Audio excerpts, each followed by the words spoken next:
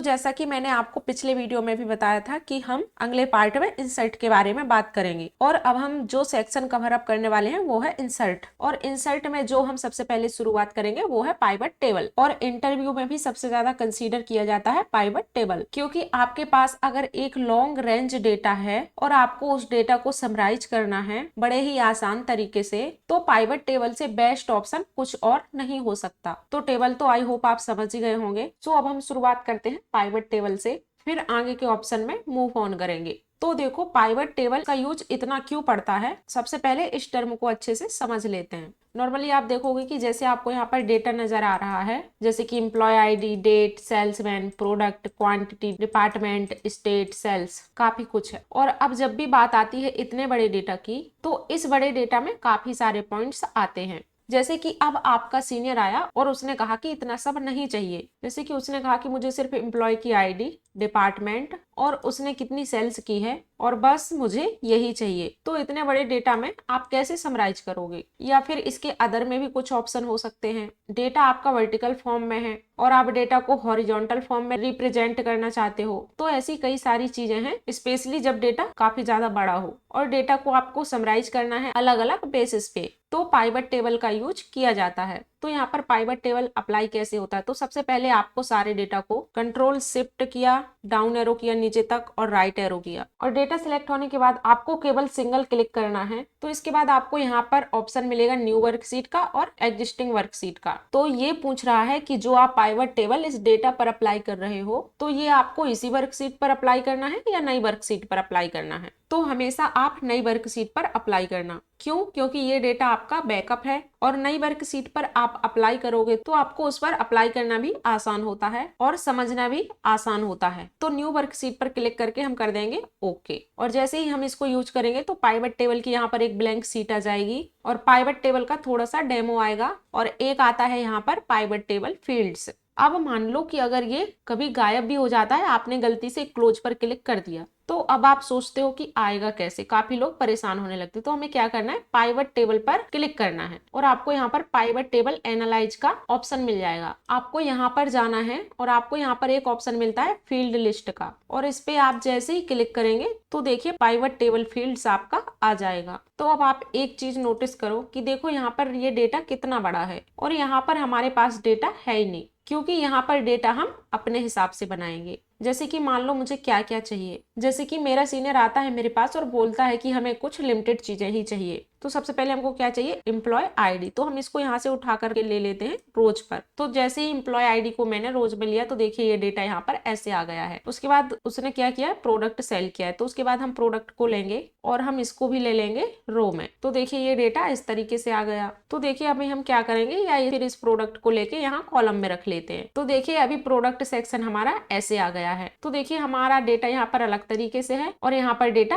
अलग तरीके से है, और यहाँ पर हमारा डेटा वैसा है जैसा इसको हम बनाना चाहते हैं। और इसके बाद हमने यहाँ पर ले लिया डिपार्टमेंट, और हम डिपार्टमेंट को उठाकर रखेंगे कॉलम में। तो देखिए वहीं पर डिपार्टमेंट भी आ जाएंगे कि जो बर्गर है ये कौन से डिपार्टमेंट में है। और इसके बाद हम क्या करेंगे, यहाँ से सेल्स को उठा करके यहाँ वैल्यूज वाले ऑप्शन में डाल देंगे। तो देखिए यहाँ पर आ गया कि जो ये फूड की टोटल सेल है वो आईडी नंबर 102 ने की है और जो टोटल है 20,000 रुपए की। तो अगर हम बात करें यहाँ पर कंप्यूटर की, तो कंप्यूटर को सेल किया है 105 ने, जिसकी सेल है 50,000। और अगर अब हमें इस डेटा को थोड़ा और अच्छे से बनाना है तो हम क्या करेंगे, हम यहाँ से प्रोडक्ट को हटा देंगे और हमने यहाँ पर डिपार्टमेंट डाल दिया। तो देखिए ये थोड़ा और पोर्टेबल में आ जाएगा। तो अगर हम यहाँ पर डिपार्टमेंट बैग्स की बात करें तो इसमें टोटल हुई है 24,000 रुपए। अगर हम बात करें इलेक्ट्रॉनिक्स की तो इसकी टोटल सेल हुई है 2,61,000 रुपए की। अगर हम बात करें फूड की तो इसकी टोटल सेल हुई है 52,000 की। और अगर हम इन सबके टोटल की बात करें तो वो है इतनी सेल 4,10,000 रुपए।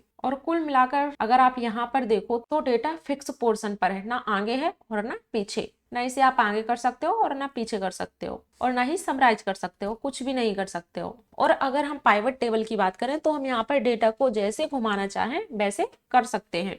तो देखिए ये जो डिपार्टमेंट है, अगर मैं इसे यहाँ से उठा के रोज पे डाल दूं तो देखिए हमारा डेटा कुछ इस तरीके के फॉर्मेट में आ जाएगा। और अगर मैं डिपार्टमेंट को यहाँ से उठा के फिल्टर वाले सेक्शन में डाल दूं तो देखिए ये यहाँ पर फिल्टर वे में आ गया है। तो देखिए यहाँ पर सारे डिपार्टमेंट का डेटा आ रहा है। अगर हम यहाँ पर जाएंगे और अगर हम यहाँ पर बोलेंगे कि हमें सिर्फ गारमेंट्स का डेटा चाहिए तो गारमेंट्स पर क्लिक करके ओके कर देंगे। तो देखिए अभी सिर्फ हमें यहाँ पर ओनली गारमेंट्स का डेटा ही दिखा रहा है, वो भी टोटल के साथ। और हम वापस से यहाँ पर जाएंगे और अब हमें सिर्फ फूड का डेटा चाहिए तो हम फूड्स पर क्लिक करेंगे और ओके कर देंगे। ओनली सिर्फ फूड का डेटा है, वो भी टोटल सेल के साथ। अगर अब हमें यहाँ पर बैग्स का डेटा चाहिए तो हम बैग्स पर क्लिक करके ओके कर देंगे। तो देखिए हमारे पास सिर्फ बैग्स का डेटा है। यहाँ पर क्या है कि आप डेटा को जैसे भी समराइज करना चाहते हो तो यहाँ पर कर सकते हो, चाहे कितना ही बड़ा डेटा क्यों ना हो। तो आपके सुपरवाइजर आपको जो भी कंडीशन दे, उन्हें फिल्ट्रेशन चाहिए आपने फिल्ट्रेशन दे दिया, उन्हें कॉलम में चाहिए आपने कॉलम में दे दिया, और अगर उनको रो में डेटा चाहिए तो आपने उनको रो में दे दिया। तो जिस तरीके से आप डेटा दिखाना चाहते हो और जो जो चीजें दिखाना चाहते हो तो उस तरीके से आप इसे इजिली मैनेज कर सकते हो। तो आप यहाँ पर देख पा रहे हो मल्टीपल कॉलम्स हैं और जिसकी जरूरत है उसको उठाया। अब जैसे यहाँ पर स्टेट है तो हमने इसको यहाँ से उठाया और कॉलम्स पर डाल दिया, तो डेटा यहाँ पर इस तरीके से आ गया। और अगर हम इसको उठा के यहाँ से रो पर डाल लेंगे तो डेटा इस तरीके से आ जाएगा। जैसे कि ये 101 जो आईडी है वो कौन से स्टेट से है, एमपी से, और ये जो 3 आईडी वो यूपी से है, जो 5 आईडी है वो दिल्ली से है। तो इस तरीके से आप डेटा को शो कर सकते हो। और अगर आपको इसे हटाना है तो आप इसे सेलेक्ट करके यहाँ पर ऊपर कर दो तो ये हट जाएगा। और अगर आप चाहते हो कि एम्प्लॉय आईडी के साथ सेल्समैन भी दिखे तो आप यहाँ पर लाके इसको सेल्समैन को रख सकते हो। तो देखिए डेटा इस तरीके से आ गया है। अब जो ये 101 आईडी है वो किसकी है, साहिल की है, 2 रिया की है, 3 अनुज की है, ऐसे। तो इस तरीके से आप पाइवट टेबल फील्ड का यूज कर सकते हो। आई होप ये जो टर्म है पाइवट टेबल का वो आपको क्लियर हो गया होगा और ये क्यों इंपॉर्टेंट है वो भी आपको समझ में आया होगा। तो अब यहाँ पर हमारा पाइवट टेबल तो कवर हो गया। तो अब हम बात करते हैं इलस्ट्रेशन सेक्शन की। बहुत ही इजी है। कहने का मतलब क्या है कि अगर आपको कोई भी ऑब्जेक्ट लेके आना है एक्सेल सीट में तो हम इलस्ट्रेशन पार्ट का यूज करते हैं, चाहे वो पिक्चर हो, शेप हो, कोई आइकन हो, या कोई स्मार्ट आर्ट हो, या स्क्रीनशॉट हो। जैसे यहाँ पर आपको शेप चाहिए तो यहाँ पर मल्टीपल ऑप्शन है। जैसे ये वाला शेप ले लिया तो हम इसे यहाँ पर दिखाना चाह रहे हैं, और कलर वगैरह चेंज करना है तो यहाँ से कर लिया। तो सिंपल ऑप्शन से आप इसे यूज कर सकते हो। कुल मिलाकर क्या है कि अगर हमें कोई ऑब्जेक्ट लेना है, शेप हो, पिक्चर हो, और कोई स्मार्ट आर्ट हो, कोई 3D मॉडल हो, तो वो भी आप यहाँ से ले सकते हो बहुत ही सिंपल वे में। अब हम इसके बाद बात करते हैं नेक्स्ट सेक्शन की, जो कि है अपने डेटा को ग्राफिकल व्यू में रिप्रेजेंट करना। तो इसके लिए ज्यादातर क्या होता है कि हम डेटा सॉर्ट रखते हैं। जैसे कि मुझे ये कॉलम वाला पोर्शन नहीं चाहिए, रो भी नहीं चाहिए, तो हम क्या करते हैं, इसको कॉपी कर लेते हैं ऐसे। तो हमने किया इसको यहाँ से कॉपी, उसके बाद हम आते हैं एक न्यू शीट पर और हम यहाँ पर कर देते हैं इसको पेस्ट, और हम ये फादर्स नेम वाला सेक्शन यहाँ से डिलीट कर देते हैं और इसकी जरूरत नहीं है हमको सपोज डेटा में। और अब सिलेक्ट करने के बाद डेटा, इसके बाद हमें यहाँ पर चार्ट का ऑप्शन मिल रहा है, और जैसे ही आप रिकमेंडेड चार्ट पर क्लिक करेंगे तो जो भी चार्ट हमारे डेटा के हिसाब से बेस्ट होगा वो प्रोवाइड कर देगा। और क्लिक करने के बाद देखिए यहाँ पर जो भी फॉर्मेट डिजाइन है वो क्लिक करेंगे और ओके करेंगे यहाँ से। तो देखिए इस डेटा के हिसाब से यहाँ पर एक चार्ट रेडी हो गया है। अगर हमें इसको यहाँ से डार्क करना है तो हम डार्क कर देंगे। और अगर अब आप यहाँ पर एनालाइज कर पा रहे होंगे तो जैसे ये राधा है तो ये राधा के इंग्लिश का डेटा है, एंड ये हिंदी का डेटा है, और ये मैथ का डेटा है, और ये साइंस का डेटा है। और ये पूर्णिमा के इंग्लिश का डेटा है, ये हिंदी का है, ये मैथ का है, और ये साइंस का है। ऐसे ही ये निकिता का है, ये अंशुमन का है। तो इस तरीके से यहाँ पर हमें डेटा शो हो रहा है। और अगर आपको इनका किसी का भी कलर चेंज करना है तो आप कैसे करेंगे, क्लिक करेंगे, फिल पर जाएंगे, और जो आपका फेवरेट कलर हो आप उस कलर से इसको चूज कर सकते हैं। आपने इसको चूज किया, आपको इसका कलर डार्क ब्लैक चाहिए तो आप यहाँ से डार्क ब्लैक कर सकते हो। जैसे आपको यहाँ से सभी के इंग्लिश का डेटा सेम होना चाहिए तो आप यहाँ पर क्लिक करेंगे तो देखिए सारा डेटा एक जैसा हो गया है। और अगर कुल मिलाकर आपको ऐसे जरूरत पड़ती है कि डेटा को ग्राफिकल व्यू में रिप्रेजेंट करना है तो आप इसे इस वे में रिप्रेजेंट कर सकते हो चार्ट के थ्रू। तो गाइस अब हम बात करते हैं नेक्स्ट सेक्शन की, जो कि है प्रिंट सेक्शन। और प्रिंट सेक्शन बहुत ही ज्यादा इंपॉर्टेंट है। ये क्यों इंपॉर्टेंट है, क्योंकि एक्सेल में आप जो भी डेटा प्रिपेयर कर रहे हो और उस डेटा को आप प्रिंट करके हार्ड कॉपी वे में अपने क्लाइंट या जो भी सीनियर हैं उनको आपको देना पड़ेगा। और एक्सेल की सीट इतनी ज्यादा बड़ी है जिसमें डेटा तो हम बना लेते हैं और बनाने के बाद हम प्रिंट करते हैं तो उसका प्रिंट प्रॉपर वे में आता ही नहीं है और उसके बाद काफी ज्यादा दिक्कत होती है। तो एग्जाम्पल के लिए चलिए हम एक डेमो देखते हैं। तो अभी आप देख पा रहे होंगे कि हमारा डेटा कहाँ तक है, एम्प्लॉय आईडी से लेके सेल्स तक है। लेकिन अगर हम इसको प्रिंट करेंगे, हम फाइल पर क्लिक करेंगे और इसके बाद यहाँ से प्रिंट पर क्लिक करेंगे तो अब आप यहाँ पर नोटिस करेंगे कि डेटा कहाँ तक आ रहा है, सिर्फ डिपार्टमेंट तक। तो उसके बाद का जो डेटा है वो आ रहा है दूसरे पेज पर। तो अब ये प्रॉपर तो प्रिंट नहीं हो पा रहा है। तो यही एक दिक्कत है कि जो प्रिंट करते टाइम एक्सेल यूजर को आती है। तो अब इनमें क्या क्या चीजें हैं उन चीजों को समझते हैं। तो सबसे पहले आप जो ये पेज सेटअप देख रहे हो ये बहुत ही ज्यादा इंपॉर्टेंट है प्रिंट सेक्शन से रिलेटेड। और दूसरा टर्म होता है ये स्केल टू फिट। तो मैं इन सभी चीजों को आपको स्टेप बाय स्टेप समझाती हूँ। तो यहाँ पर हम सबसे पहले बात करेंगे मार्जिन की। तो अभी यहाँ पर आप नोटिस करोगे तो अभी मैं इसको यहाँ पर ले लेती हूँ पेज लेआउट पर, और पेज लेआउट पर मैंने इसको लिया। नॉर्मल लेआउट पर लेने के बाद जैसे यहाँ पर ये पेज है, और अगर आप इसके मार्जिन को नोटिस करो तो जो ये इतनी जगह है वो इस पेज पर छूटी हुई है और इस साइड भी। तो हम यहाँ से मार्जिन पर जाएंगे, यहाँ पर एक ऑप्शन है नैरो, और मैं जैसे ही नैरो पर क्लिक करूंगी अब जो ये मार्जिन है ये पहले के मुकाबले कम हो गया। तो ये स्टेट वाला ऑप्शन यहाँ से हटके यहाँ आ गया। और इसके बाद आप मान लो कि सिर्फ यहाँ पर इतनी सी जगह रह गई है और आपको लग रहा है कि सिर्फ एक ही कॉलम की बात है और आपने यहाँ पर जरूरत से ज्यादा स्पेस दिया हुआ है। जैसे कि यहाँ पर स्पेस बहुत ज्यादा है तो हम यहाँ पर डबल टैप करेंगे तो देखिए स्पेस कम हो गया। तो ये ऑटोमेटिकली यहाँ पर आ गया है सेल्समैन। और अगर अब हम इसको प्रिंट करने की कोशिश करें और जैसे ही हम यहाँ पर प्रिंट पर क्लिक करेंगे तो आप देखेंगे कि सारा डेटा ही यहाँ पर प्रिंट हो गया है। ये हुआ पहला पोर्शन। दूसरा, इसको पहले जैसा नॉर्मल कर देते हैं, यहाँ पर कंट्रोल जेड करते हैं। तो अब मैं इसको दोबारा लेके आती हूँ नॉर्मल लेआउट पर। अब यहाँ पर दो चीजें होती हैं। अगर आप यहाँ पर नोटिस करो तो जो ये पेज का फॉर्मेट है तो ये है पोर्ट्रेट, और यहाँ पर ये ओरिएंटेशन में पेज दो तरीके से होता है। और ये आपको खड़ा पेज दिख रहा है तो ये है पोर्ट्रेट। और ऐसे ही अगर हम इसको टर्न कर दें तो ये बन जाता है लैंडस्केप। तो जो कि ड्राइंग शीट वगैरह में आप पेज देखते हो उसको लैंडस्केप कहते हैं। तो जैसे ही हम लैंडस्केप करेंगे तो ये हमारे यहाँ पर पेज का फॉर्मेट चेंज हो गया है। तो ऑटोमेटिकली इसकी विड्थ बढ़ गई। जो यहाँ पर दूसरे पेज में डेटा आ रहा था वो शिफ्ट ऑन होके आ गया पहले पेज में, और हमें यहाँ पर किसी चीज को छोटा भी नहीं करना पड़ा। तो अगर मैं आपको यहाँ पर शो करूँ तो हमने सबसे पहले यहाँ पर डेट को छोटा किया था, मार्जिन को कवर किया था, और अब हमें किसी चीज को कम नहीं करना पड़ा। और हमने क्या किया, हमने पेज को घुमा दिया क्योंकि जो हमारा डेटा है वो वाइडर फॉर्मेट में ज्यादा है और लेंथ फॉर्मेट में कम है। तो हम इस हिसाब से डेटा का प्रिंट निकाल सकते हैं। ये टर्म भी आपको क्लियर हो गया होगा। इसके बाद तीसरा टर्म होता है साइज। सबसे पहले तो हम इसको पोर्ट्रेट कर देते हैं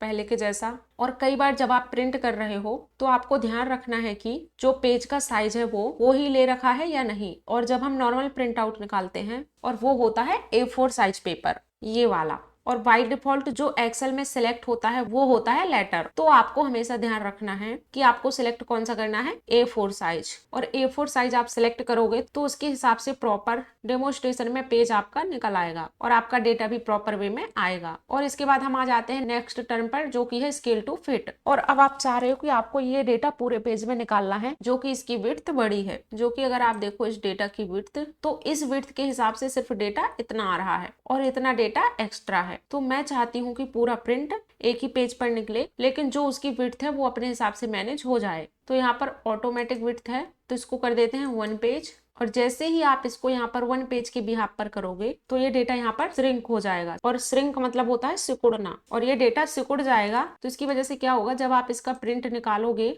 तो जो इसका प्रिंट है वो थोड़ा छोटे व्यू के साथ निकलेगा। अभी आप नोटिस कर पा रहे होगे कि पहले जो साइज आ रहा था वो थोड़ा बड़ा था और अभी जो साइज है वो आ रहा है पहले से छोटा। और अभी इसको देख लेते हैं। तो अभी हम इसको वापस ऑटोमेटिक करते हैं। तो इसको हमने पहले की तरह नॉर्मल किया और यहाँ पर 81% है और इसे हम यहाँ पर कर देते हैं 100%। और 100% करने के बाद अब यहाँ पर रिव्यू चेक कर लेते हैं और पहले के मुकाबले यहाँ पर बड़ा आ रहा है। तो ये बेसिकली करता क्या है, तो जैसे ही आप इसे यहाँ से 1 पेज कर देते हो तो 1 पेज के बिहाफ पे ये क्या करता है कि इसका जो साइज है उसको कर देगा 81%। तो ये उसको क्या करेगा, सिकोड़ देता है, मतलब उसको छोटा कर देता है। और अगर इसी तरह से हाइट जाता है और आप उसे 1 पेज में निकालना चाहते हो तो आप उसे 1 पेज कर दोगे। और अगर आपको इसको 2 पेज में निकालना है तो आप इसे 2 पेज कर दोगे। और अगर आपको डेटा को 3 पेज में निकालना है तो 3 पेज कर दोगे। सो आई होप कि ये वाला पोर्शन भी आपको क्लियर हुआ होगा। सो अब हम आते हैं नेक्स्ट टर्म पे जो है प्रिंट टाइटल्स। और आपको इसकी जरूरत भी 100% पड़ेगी अगर आप एक large number of data print कर रहे हो। और वो कैसे, और वो आप अभी समझ जाओगे। सबसे पहले हम आते हैं नॉर्मल लेआउट पर।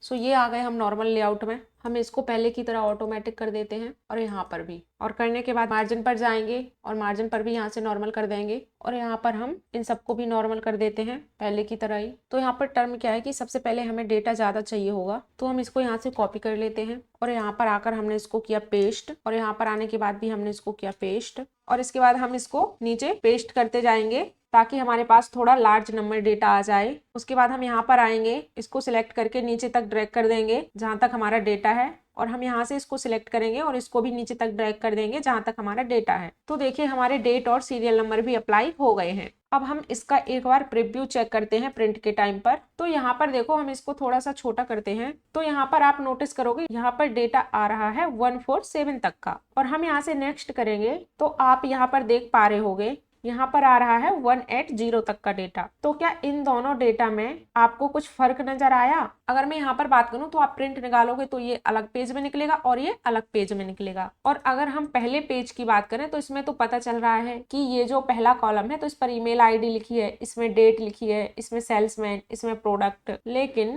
क्या आपको शीट 2 में पता चल रहा है कि ये कॉलम किसके हैं? तो बेसिकली होता क्या है प्रिंट करते टाइम कि ये जो ऊपर वाला टाइटल है ये सभी पेज में आना चाहिए। और ये होता कैसे है? ये होता है प्रिंट टाइटल से, यानी कि हम इस टाइटल को ही प्रिंट करेंगे। तो हमें सिंपल प्रिंट टाइटल पर जाना है, और जाने के बाद सिंपल यहाँ पर पहला ऑप्शन क्या है, रोज टू रिपीट एट टॉप, और इस पर आपको एक सिंगल क्लिक करना है, और यहाँ पर भी आपको आके सिंगल क्लिक करना है और यहाँ से कर देना है ओके। और ओके करने के बाद हम दोबारा प्रिंट प्रीव्यू चेक करते हैं। तो यहाँ पर जाने के बाद देखो जो ये पहला पेज है जो प्रिंट होगा इसमें भी ऊपर कॉलम है, और अब हम आगे करेंगे तो देखो इसमें भी ऊपर कॉलम है। तो यहाँ पर अभी 2 ही पेज हैं, तो फर्स्ट एंड सेकेंड दोनों पेज में कॉलम जो ऊपर हेडिंग थी वो आ गई है। तो अगर अब आप मल्टीपल पेजेस प्रिंट कर रहे हो और ये टाइटल का इशू आ रहा है तो आप इसे आसानी से सॉल्व कर सकते हो। अब आते हैं नेक्स्ट पर। तो सबसे पहले तो मैं आपको यहाँ पर बेसिक बताऊंगी। तो यहाँ पर एक चीज जो कि एक्सेल का बहुत ही ज्यादा प्लस पॉइंट है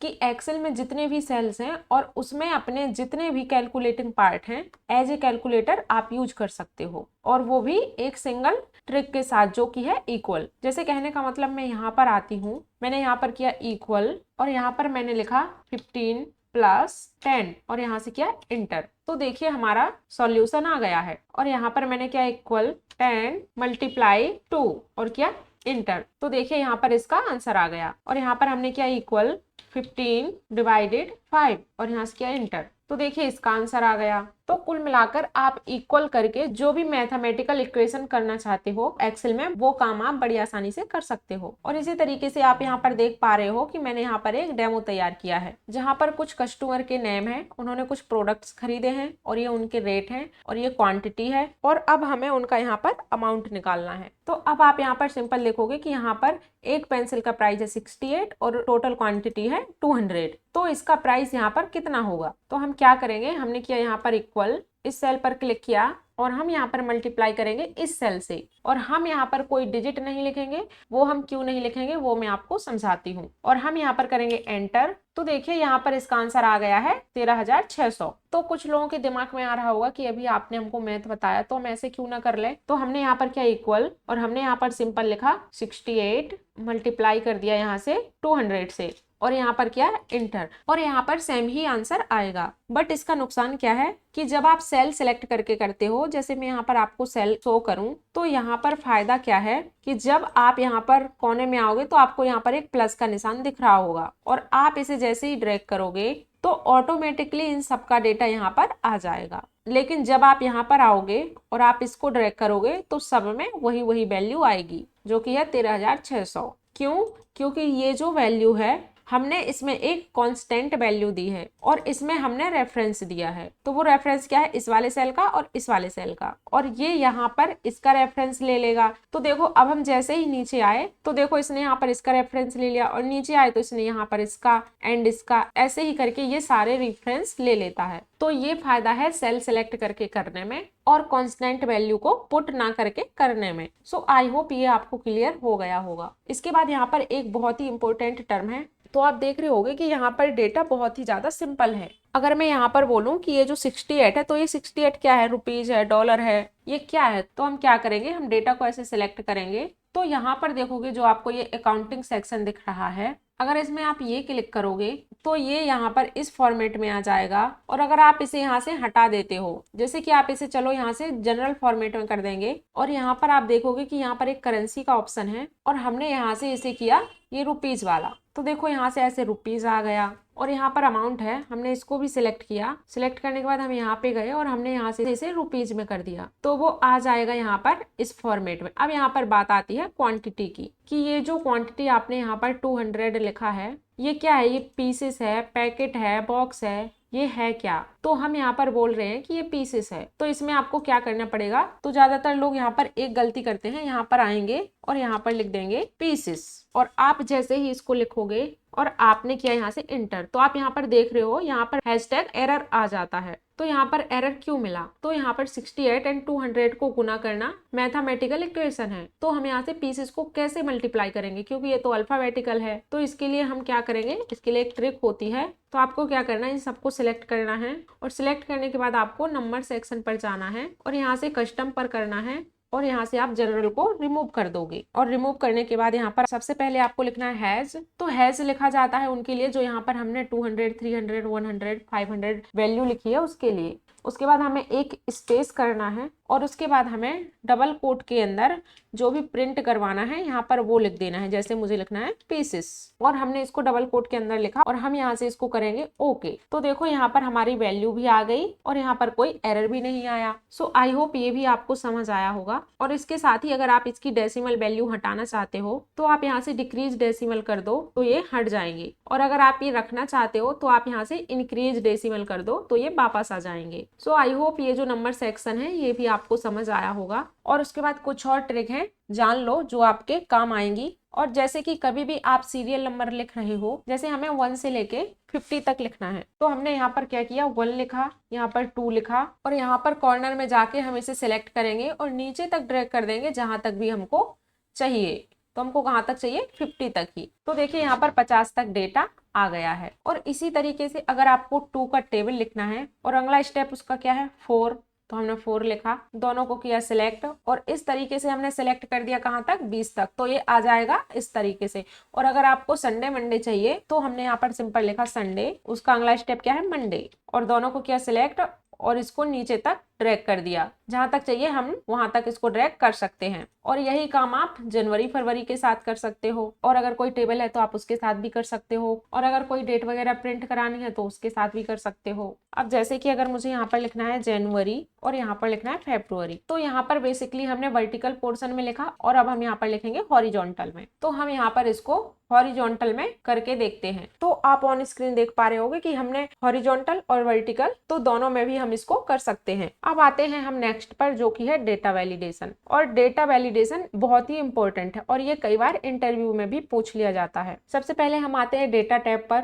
और इसके बाद यहाँ पर है डेटा वैलिडेशन। और हम जैसे ही डेटा वैलिडेशन पर क्लिक करेंगे तो आपको यहाँ पर मल्टीपल ऑप्शन मिलेंगे जो आपको कंफ्यूज भी करेंगे। तो सबसे पहले हमें आपको करना क्या है, जैसे मैं आपको एक यहाँ पर डेमो शो करती हूँ। तो सबसे पहले मैंने यहाँ से इस डेटा को कॉपी किया और यहाँ पर दूसरी सीट पर आके पेस्ट कर दिया। अब मुझे क्या करना है? अब सपोज यहाँ पर मुझे एक ड्रॉप डाउन मेन्यू क्रिएट करना है। जैसे कि मैं इस पे यहाँ पर आऊँ तो मुझे यहाँ पर एक ड्रॉप डाउन मेन्यू दिख जाए, यहाँ से पेंसिल, पेन, शॉर्पनर, इरेजर ये सब सिलेक्ट करने के लिए। तो वो काम आप कर सकते हो डेटा वैलिडेशन से। तो मैं क्या करूंगी? तो मैं यहाँ पर सिंपल आऊंगी और हम यहाँ से डेटा वैलिडेशन पर क्लिक करेंगे, एनी वैल्यू पर जाएंगे और यहाँ से लिस्ट पर क्लिक करेंगे और सोर्स पर आएंगे। और इसमें क्लिक करने के बाद आपको जाना है सिंपल वहां पर आपने जो बैकअप बना रखा है। तो इसको हम क्या करेंगे? यहाँ पर सिलेक्ट करेंगे और हम यहाँ से कर देंगे इसको ओके। और मैं यहाँ पर आती हूँ और इसको यहाँ से सिलेक्ट कर देती हूँ और यहाँ पर पूरे को ड्रैग करने के बाद हम इसको यहाँ से डिलीट कर देते हैं। अब यहाँ पर पेंसिल का ऑप्शन है। अब हम दूसरे सेल पर आएंगे तो अब हमें यहाँ पर एक ड्रॉप डाउन मेन्यू मिला। अब हमें यहाँ पर क्या सिलेक्ट करना? हम यहाँ पर कुछ भी सिलेक्ट कर सकते हैं।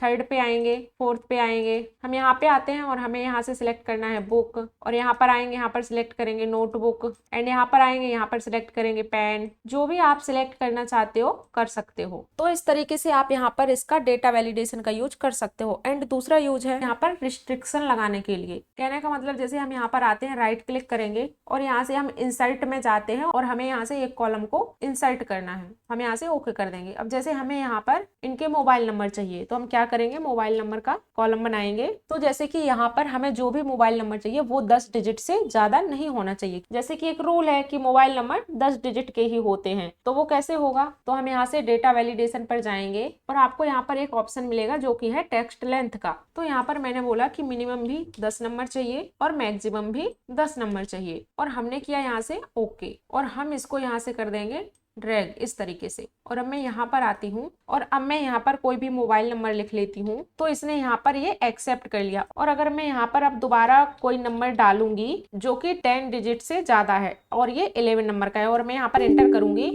तो ये डेटा यहाँ पर लेगा ही नहीं। तो यहाँ पर क्या लिख के आ रहा है कि this value does not match the data validation restriction defined for this cell. और हम चाह रहे हैं कि यहाँ पर हमारे हिसाब से मैसेज आए कि भैया नंबर यहाँ पर आप सही से लिख लो। तो हम यहाँ पर क्या करेंगे, हम दोबारा आएंगे, हम डेटा वैलिडेशन में जाएंगे और यहाँ पर हम जो मैसेज प्रिंट करना चाह रहे हैं, और हम यहाँ से एरर अलर्ट पर जाएंगे और यहाँ पर हम बोलेंगे कि इनवैलिड नंबर, और यहाँ पर हम एक मैसेज लिखेंगे प्लीज इंसर्ट राइट नंबर। और हमने यहाँ से इस तरीके से इसको डाला और हमने यहाँ से किया ओके, और हम यहाँ से यहाँ पर कर देंगे ड्रैग, इनको यहाँ से डिलीट करेंगे। और मैं सिंपली यहाँ पर आती हूँ और यहाँ पर मैं कोई नंबर डाल के देखती हूँ 10 डिजिट से ज्यादा का, और यहाँ पर हमने किया इंटर। तो देखिए यहाँ पर क्या रहा है, invalid number, please insert right number. और इस तरीके से आपको रिस्ट्रिक्शन लगाना है तो आप यहाँ पर डेटा वैलिडेशन का यूज कर सकते हैं। और यहाँ पर आपको मल्टीपल ऑप्शन मिलते हैं, जैसे अभी मैंने यहाँ पर टेक्स्ट लेंथ पे लगाया, आप टाइम पर भी लगा सकते हो, डेट पर भी, डेसिमल पर लगाना है तो वो आप लगा सकते हो, बहुत ही ईजी है और आप करोगे तो आप इसे समझ जाओगे, कुछ भी टफ नहीं है। अब आते हैं नेक्स्ट टर्म पे, जो कि बहुत ही ज्यादा इंपॉर्टेंट टर्म है, जो कि है फ्रीज पेंस, और ये इंटरव्यू में हमेशा पूछा ही जाता है। तो अभी यहाँ पर क्या है, मुझे ऊपर दिख रहा है कि ये एम्प्लॉय आईडी है, ये डेट है, ये सेल्समैन है वगैरह वगैरह, लेकिन जब मैं नीचे करती हूँ ऊपर का डेटा देखने के लिए, तो देखिए जो ऊपर का कॉलम वाला सेक्शन था वो हट गया। तो बेसिकली होता क्या है कि हमें इसको फ्रीज करना पड़ता है कि हम जितना भी नीचे जाएं,